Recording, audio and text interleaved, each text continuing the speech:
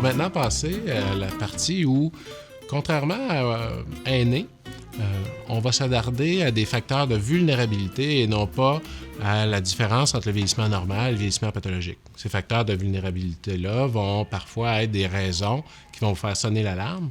Donc, c'est important de les connaître. On les a regroupés sous l'acronyme 75+. Donc, le 75, c'est pour 75 ans et plus.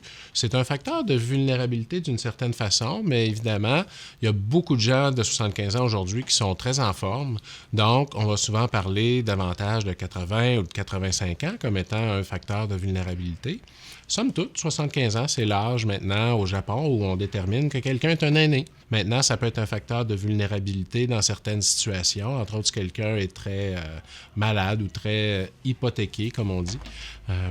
À 80, 85 ans, ça peut devenir un facteur de vulnérabilité encore davantage. Donc, gardez en tête ce facteur-là comme étant un modulateur, si on veut, là, de l'alarme que vous allez vouloir sonner ou pas. Le P, c'est pour les proches aidants. Le proche aidant, il n'y en a pas toujours un. Donc déjà ça, quand il n'y en a pas, ça peut être un signal d'alarme. Mais aussi, le proche aidant vit une situation qui lui demande beaucoup, beaucoup d'énergie au quotidien.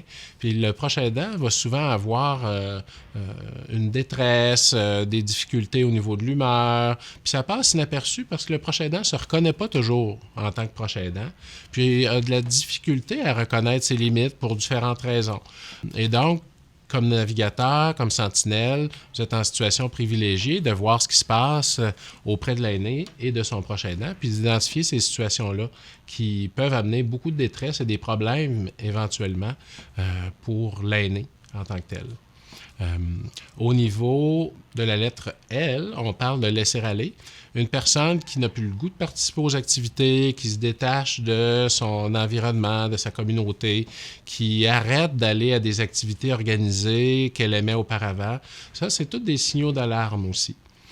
Le U, c'est pour l'urgence. Il y a des situations qui justifient qu'on agisse rapidement. Il faut être alerte par rapport à ça parce qu'à ce moment-là, nos interventions vont être plus rapides. Une urgence, ça peut être quelqu'un qui a un nouveau problème puis qui l'embête vraiment dans son fonctionnement quotidien au point où le maintien de cette personne-là dans sa communauté devient difficile. Ça, c'est une situation. L'autre situation, ce serait qu'une personne a une condition X, Y, Z, par exemple une maladie cognitive, puis va se mettre à se détériorer rapidement.